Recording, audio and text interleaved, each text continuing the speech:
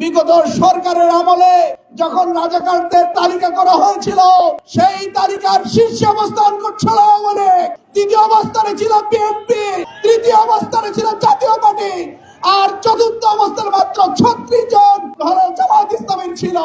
তার মানে যদি কাউকে স্বাধীনতা বিরোধী বলা হয়, রাজাকারের দল যদি বলা হয়, সর্বপ্রথম 1 নম্বরে থাকবে আওয়ামী লীগ, দ্বিতীয় নম্বরে থাকবে বিএনপি, তৃতীয়তে থাকবে জাতীয় পার্টি। বিগত সরকারের আমলে যখন রাজাকারদের তালিকা করা হয়েছিল, সেই তালিকার শীর্ষে আওয়ামী লীগ, দ্বিতীয়তে বিএনপি এবং তৃতীয়তে ছিল জাতীয় পার্টি। আর রাজাকারের তালিকায় চতুর্থ অবস্থানে ছিল জামায়াতে ইসলামী, যেখানে মোট 36 জনের নাম অন্তর্ভুক্ত ছিল।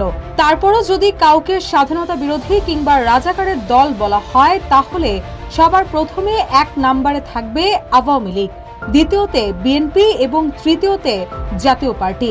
সুতরাং এই 3 দলকে বাদ দিয়ে কাউকে কখনো স্বাধীনতা বিরোধী ও রাজাকার বলার আর সুযোগ নেই। 16 ডিসেম্বর সন্ধ্যায় মহান বিজয় দিবস উপলক্ষে ঠাকুরগাঁ পুরাতন বাস স্ট্যান্ডে এক আলোচনা সভায় এমন বিস্ফোরক মন্তব্য করেছেন জামায়াতে ইসলামীর ঢাকা দক্ষিণের অ্যাসিস্ট্যান্ট সেক্রেটারি দেলোয়ার হোসেন। তিনি বলেন, আমাদের একটি বিষয় নিয়ে বারবার গালি দেওয়া হয়, আমরা নাকি রাজাকারের দল। যারা এই কথা বলেন তাদের উদ্দেশ্যে বলতে চাই, বিগত সরকারের আমলে যখন বাংলাদেশের রাজাকারের তালিকা করা হয়, তখন সেই তালিকার শীর্ষে ছিল আওয়ামী লীগ।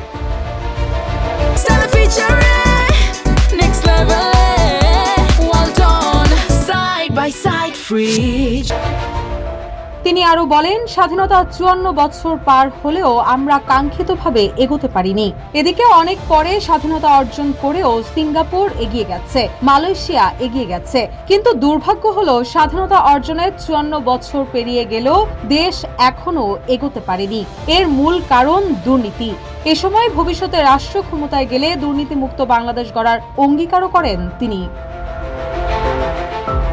দেলোয়ার হোসেন বলেন, আমাদের আমিরে জামাত ঘোষণা করেছেন, আগামী নির্বাচনে আমরা যদি সরকার গঠন করি, দুর্নীতিমুক্ত বাংলাদেশ গড়ে তুলব।